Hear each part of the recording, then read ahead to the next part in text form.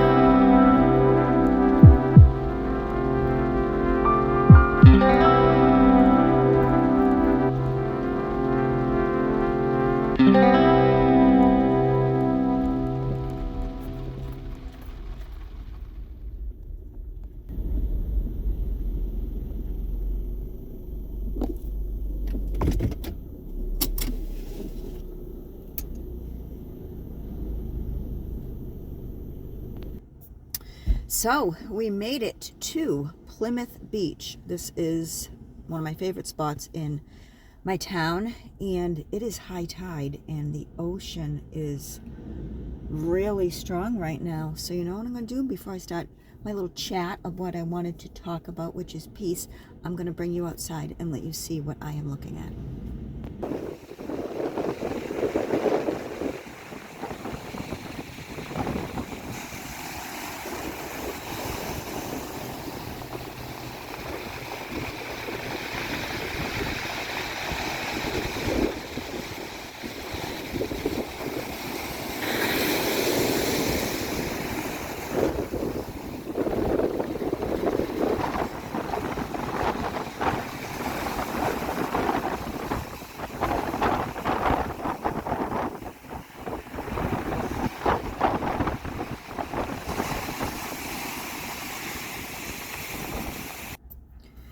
It is really warm out. It's windy, but it's warm out, and this water is like a teal color, and that's usually not normal or usual for up here. You know, in Massachusetts on the East Coast, this color water is usually what you find down in Florida, which is why I like to go to Florida so much, because I love the ocean and I love the teal water, and teal is, I think, probably my favorite color. If you've seen my bedroom, yeah, that's my favorite color. Anyways, this is one of the peaceful places that I come to in town, or just when I need to relax, need some peace. In fact, I didn't know where I was going to end up today. I know I wanted to get out of the house, and I have a new book. It's called You Can Trust Me, and it's by Wendy Hurd, a novel by Wendy Hurd. I was reading books by Elizabeth Berg, and I need to take a break from those books because the one that I got last week, along with this one, I thought I would read right through the Elizabeth Berg book, and I had a hard time following it. But this one I just started last night, and it's easier to read this. I don't know if it's just the one that I picked up by Elizabeth Berg that, you know, I just wasn't following it or whatever. But anyways, peace. I've talked about peace before, and I just wanted to talk about it today. It was just on my mind. And you know that saying, I don't know if you've heard that saying, not my circus, not my monkeys. Well, I have this new little mantra, or whatever you call it, that I'm liking and that I'm using. It's, I need peace. This does not concern me. And it's about a lot in life. I'm looking at people walking by. A lot of life, a lot of people, a lot of their circumstances. There's a little golden retriever all by himself.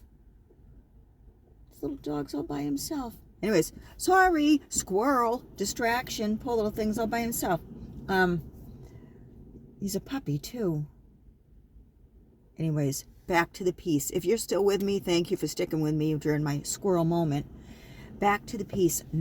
Not my circus, not my monkeys. I need peace. This does not concern me. I think that a lot with the news. I always talk to you about social media and staying off it because it's just filled with so much drama. And I'm not saying I haven't done it before in the past, as far as, you know, complaining or just talking about life or parts of my life that people don't need to know about. I've done that. I think we've all done that. But lately,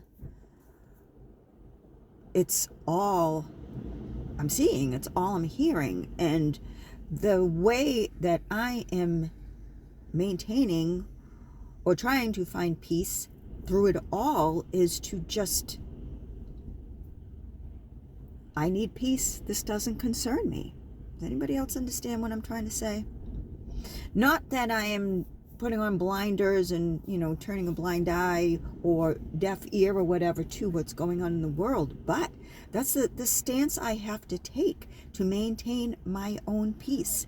And that is why I live a lifestyle that many people don't understand, or maybe couldn't, is I bring myself back to a place or a time in life where none of this went on, or if it did go on, you didn't really hear too much about it. And that is through my retro TV shows, through the music that I listen to. I listen to a variety of music, but I don't listen to anything that is trashy or disturbing. I like a lot of music from the 60s and the 70s.